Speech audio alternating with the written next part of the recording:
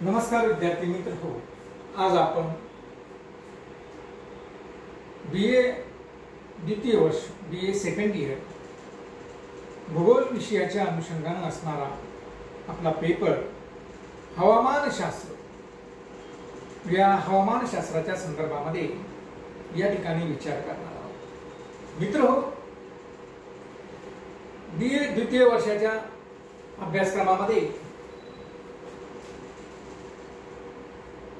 हा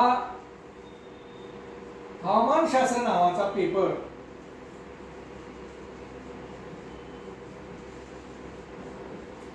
भूगोल विषयाच्या अनुषंगाने आपल्याला आहे। तर या हवामानशास्त्राचा विचार आपण मागील काही तासापासून या ठिकाणी काही तासिकेपासून या ठिकाणी आपण करत आहोत। मित्र हो, मागील तासिकेमध्ये आपण हवामानशास्त्राची भूगोलापासून कशा पद्धतीने वेगळी शाखा या ठिकाणी निर्माण झाली, या हवामानशास्त्राचा विकास कशा पद्धतीने झाला, हवामानशास्त्र म्हणून एक कशा पद्धतीने उदयास आलं, या हवामानशास्त्राची व्याख्या काय आहे, हवामानशास्त्राचं स्वरूप काय आहे, हवामानशास्त्राची व्याप्ती काय आहे, हवामानशास्त्र आणि इतर शास्त्रांशी कसा संबंध हा आहे, या सर्व बाबींचा विचार आपण या अगोदरच्या तासामध्ये केलेला आहे। त्याचबरोबर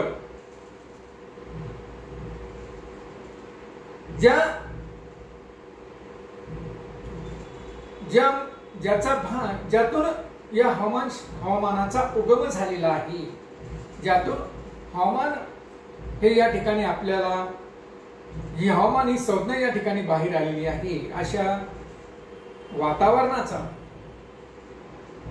अभ्यास या हवामान शास्त्राच्या अनुषंगाने करणं हे क्रमप्राप्त आहे असं आपल्याला या ठिकाणी म्हणावं लागेल।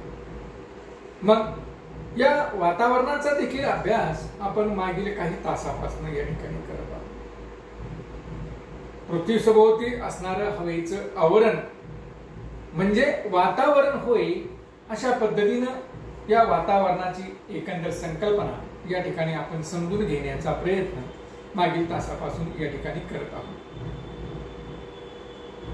आपण या वातावरणामध्ये कोणकोणते घटक असतात त्या घटकांचा देखील अभ्यास या ठिकाणी आपण केलेला आहे। वातावरणामध्ये आपण बघितलं की विविध प्रकारचे वायू आहेत, जलबाष्प आहे आणि धूलिकण आहे। या तिन्ही घटकांचा संदर्भ वातावरणातील आपण मागील तासामध्ये या ठिकाणी बघितलेला आहे। त्याचबरोबर हे वातावरण कसं आहे, एकंदर वातावरणाचं पृथ्वीसभोवती असणाऱ्या वातावरणाचा उभा छेद या ठिकाणी आपण केला आणि उभा छेद करून हे वातावरण कसं आहे हे बघण्याचे काम आपण मागील काही तासापासून या ठिकाणी करत आहोत। हा उभा छेद घेऊ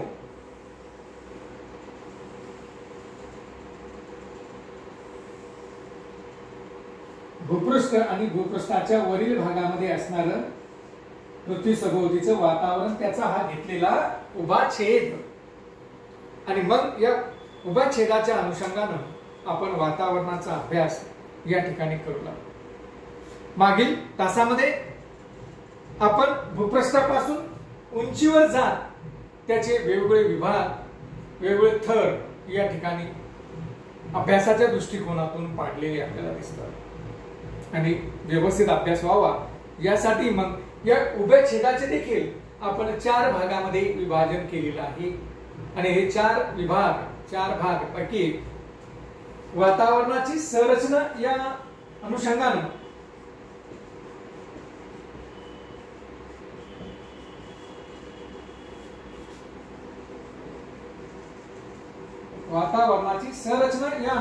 मग आपण पहिला भाग अभ्यासला तो म्हणजे तपांबर, दुसरा भाग अभ्यासला तो म्हणजे स्थित्यांबर,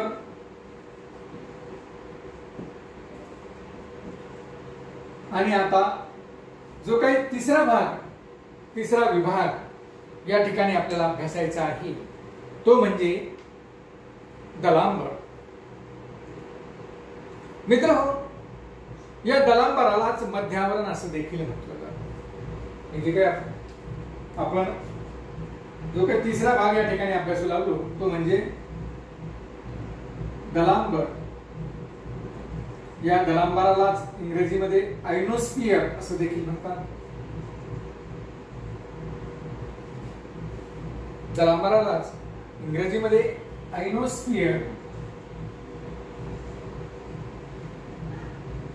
असं देखील या ठिकाणी म्हटलं जातं. अशा पद्धतीनं असणारा हा दलांबराचा भाग या ठिकाणी अभ्यासण्याचं काम आजच्या तासामध्ये आपल्याला करायचं आहे. आपण बघितलेलं आहे की भूपृष्ठापासून सर्वसाधारणपणे 11 किलोमीटर पर्यंत तपांबराचा विस्तार आहे. या 11 किलोमीटर पर्यंत तपांबराचा विस्तार आहे. या ठिकाणी तपांबर आहे. या 11 किलोमीटर नंतर 3.2 किलोमीटर पर्यंत 11 किलोमीटर पासून ते 3.2 किलोमीटर पर्यंत च्या असणाऱ्या भागामध्ये तपस्तप्ती आहे. तपस्तब्दीचा भाग त्या ठिकाणी येतो आणि त्यानंतर साधारणतः 80 किलोमीटर पर्यंत तपस्तब्दी नंतर 80 किलोमीटर पर्यंत हा स्थित्यंबराचा भाग या ठिकाणी आपल्याला दिसून येतो. स्थित्यंबराचा भाग या ठिकाणी दिसून येतो आणि आपण पाहतोय की स्थित्यंबराच्या बाह्य सीमेपासून पुढे जो काही भाग या ठिकाणी सुरू होतो त्याला दलांबर असं म्हटलं जातं. म्हणजे स्थित्यंबरापासून जवळपास 500 किलोमीटर पर्यंत जो काही भाग या ठिकाणी सुरू होतो वातावरणाचा त्याला आपण दलांबर असं म्हटलेलं आहे.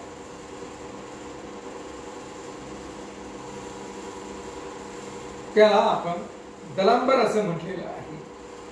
मित्रहो, अशा पद्धतीनं हा दलांबराचा भाग आज आपल्याला या ठिकाणी अभ्यासायचा आहे की ज्याचा विस्तार हा वातावरणामध्ये भूपृष्ठापासून म्हणजेच भूपृष्ठामध्ये स्थित्यंबरानंतर स्थित्यंबराच्या बाह्य सीमेपासून तर 500 किलोमीटर पर्यंत असणारा हा विस्तार वातावरणाचा ज्याला आपण या ठिकाणी दलांबर असं म्हटलेलं आहे. मग या दलांबराचा जर विचार आपण या ठिकाणी केला तर मित्रहो, या दलांबरालाच मध्यावरण असं देखील म्हटलं जातं. कारण स्थित्यंबरानंतर म्हणजेच 80 किलोमीटर उंचीनंतर साधारणतः 80 किलोमीटर उंचीनंतर प्रामुख्यानं या ठिकाणी जो काही भाग लागतो त्याला मध्यावरण किंवा मेसोस्फियर असं देखील या ठिकाणी म्हटलं जातं. कारण हा मधला भाग आहे म्हणून याला मेसोस्फियर किंवा मध्यावरण असं या ठिकाणी म्हटलं जातं. आणि साधारणतः येथील तापमान हे सर्वसाधारणपणे जर आपण विचार केला तर या मेसोस्फियरच्या असणाऱ्या भागाचं तापमान मध्यावरणाचं तापमान हे 100° सेंटीग्रेड पर्यंत असलेलं आपल्याला दिसतं.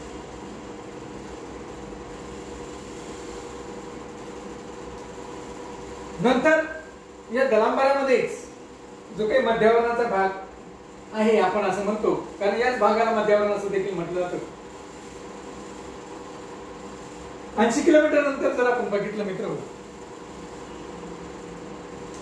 तर 80 किलोमीटर नंतर या भागामध्ये वेगानं तापमान वाढण्याचं प्रमाण वाढतं.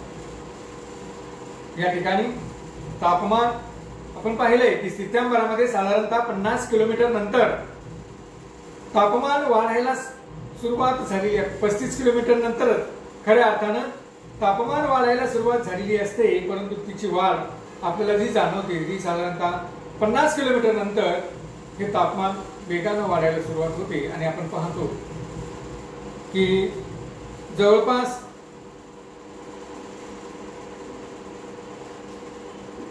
80 किलोमीटर नंतर हे तापमान वेगानं वाढतं आणि मग वेगानं वाढत असताना या ठिकाणी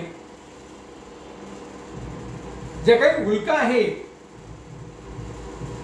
अवकाशातून पृथ्वीकडे येणारा जे काही उल्का आहे, उल्काखंड आहे, हे उल्काखंड याच दलांबरामध्ये जळून खाक होतात. याच दलांबरामध्ये या उल्का जळाल्यामुळे त्याची राख शिल्लक राहिलेली आपल्याला दिसते. म्हणजे दलांबर हा असा भाग आहे की इथं या दलांबरातील वातावरणाशी उल्कांचं घर्षण होतं आणि अधिकाधिक उल्का या दलांबरामध्येच जळालेल्या आपल्याला दिसतात. दलांबराच्या खाली स्थित्यंबरामध्ये या उल्का सहसा जात नाहीत, या दलांबरामध्येच जळालेल्या आपल्याला दिसतात. कारण या ठिकाणी तापमान देखील वाढलेलं असतं आणि वाढलेल्या तापमानामध्ये त्यांचं घर्षण होऊन या उल्कांचं त्या ठिकाणी त्याची राख त्या ठिकाणी शिल्लक राहिलेली आपल्याला. म्हणजे या दलांबराचं जर एक वैशिष्ट्य आपण बघितलं तर पहिलं वैशिष्ट्य काय आहे की उंचीनुसार तापमान वाढत जातं.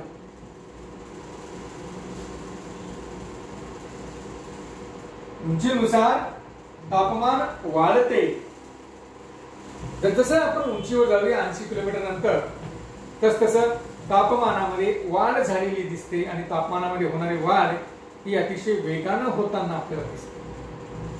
त्यानंतर दुसरं महत्वाचं म्हणजे या ठिकाणी अवकाशातून येणाऱ्या जे काही उल्का आहेत, या उल्का या ठिकाणी जळालेल्या आपल्याला दिसतात. उल्का या ठिकाणी जळतात, उल्का या ठिकाणी नष्ट होतात. म्हणजे त्यांची राखच त्या ठिकाणी शिल्लक राहिलेली आपल्याला दिसते. साधारणतः असं म्हटलं जातं की 80 किलोमीटर पासून तर 320 किलोमीटर पर्यंत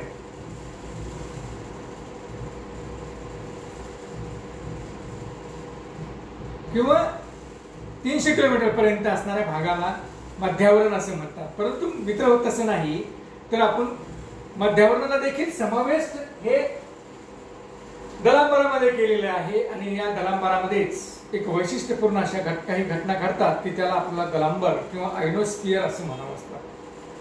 म्हणून या भागाचं वैशिष्ट्य म्हणजे याला मध्यावरण असं देखील म्हटलं जातं. याला मध्यावरण असं देखील आपण या ठिकाणी म्हणतो. म्हणजे अशा पद्धतीनं मित्रहो हा असणारा भाग की ज्या भागामध्ये तापमान उंचीनुसार वाढत जातं, साधारणतः 80 किलोमीटर नंतर तापमानामध्ये वाढ होत जाते, या भागामध्ये उल्काही जळतात. उल्का पूर्ण जळून त्या ठिकाणी त्याची राख फक्त या भागामध्ये शिल्लक राहिलेली आपल्याला दिसते. तिसरं म्हणजे या भागाला आपण मध्यावरण असं देखील म्हणतो. परंतु आपल्याला असं दिसतं की 320 ते 500 किलोमीटरचा भाग मात्र याही पेक्षा वैशिष्ट्यपूर्ण स्थितीमध्ये असतो या दलांबराचा. कारण का तर या भागामध्ये जे काही आयन आहे, हे आयन जे काही वायू आहेत, या वायूंची वेगवेगळ्या प्रकारचे जे काही आयन, हे आयन या आवरणामध्ये मुक्तपणे संचार करताना आपल्याला मुक्तपणे फिरताना आपल्याला आढळतात. या थरातून होणाऱ्या विद्युत लहरीमुळे या थरातून ज्या काही विद्युत लहरी आहेत, निर्माण होणाऱ्या ज्या काही विद्युत लहरी आहेत, या विद्युत लहरीमुळे साधारणतः जुन्या काळामध्ये जे काही रेडिओचे संदेश किंवा जो काही रेडिओ या ठिकाणी होता किंवा जे काही दूर संदेश, हा दूर संदेश आपण या असणाऱ्या, आपण पाहतोय की जुन्या काळामध्ये पोलिसांकडे वॉकी टॉकी होती. या वॉकी टॉकीच्या अनुषंगानं संदेश हा एक दुसऱ्याकडे पाठवला जात होता. अशा प्रकारचा संदेश पाठवण्याचं काम या विद्युत भारित असलेल्या आयनांच्या माध्यमातून जो काही प्रवाहित होतो, ज्या काही लहरी प्रवाहित होता, त्या विद्युत लहरींच्या अनुषंगानं या ठिकाणी आपण दूर संदेश म्हणजे वॉकी-टॉकीच्या माध्यमातून जुन्या काळामध्ये पोलिसांकडे वॉकी-टॉकी होत्या आणि या वॉकी-टॉकी कोणत्याही यंत्रणावर आधारित नव्हत्या. आज आपण पाहतो की आपल्याकडे मोबाईल आहे, टेलिफोन आहे. हे सगळे मोबाईल किंवा टेलिफोन हे आज आपण सॅटेलाइटच्या माध्यमातून, उपग्रहाच्या माध्यमातून चालवतो. म्हणजे उपग्रहापर्यंत संदेश पाठवला जातो आणि उपग्रहामार्फत पुन्हा ग्राहकापर्यंत तो संदेश येतो. म्हणजे अशा पद्धतीची प्रक्रिया ही उपग्रहामार्फत होते. मात्र या ठिकाणी या दलांबरामध्ये जे काही आयन, मुक्त आयन असतात, ते मुक्त आयन हे विद्युत भारित होतात आणि विद्युत भारित झाले की काय होते की त्यातून विद्युत लहरी प्रवाहित केल्या जातात आणि या लहरीच्या माध्यमातून ज्या काही लहरी प्रवाहित होतात त्यांच्या माध्यमातूनच या ठिकाणी आपण दूर संदेश अगोदरच्या काळामध्ये पाठवतो. म्हणून अशा पद्धतीने आपण जर बघितलं तर आपल्याला असं दिसतं की या थराचं वैशिष्ट्य म्हणजे असं की या थरामार्फत आपण दूर संदेश सुद्धा विद्युत लहरीच्या अनुषंगानं जे काही मुक्त आयन झालेली आहेत, या मुक्त आयनाच्या मध्ये विद्युत लहरी निर्माण होतात आणि मग त्या ठिकाणी प्रवाहित झाल्या त्या की त्यापासून आपण दूर संदेश सुद्धा पाठवू शकतो. म्हणजे अशा प्रकारची एक यंत्रणा नैसर्गिकरित्याच दलांबरामध्ये तयार झालेली असते आणि त्यामुळं आपण दूर संदेश पाठवण्याचे काम सुद्धा या ठिकाणी करू शकतो. मित्रहो, तर अशा पद्धतीनं हा दलांबराचा अगदी प्राथमिक भाग या ठिकाणी आहे. या दलांबरामध्ये अजून कोणकोणत्या गोष्टी आहेत त्याचाही विचार आपण येणाऱ्या तासामध्ये या ठिकाणी करूया. धन्यवाद.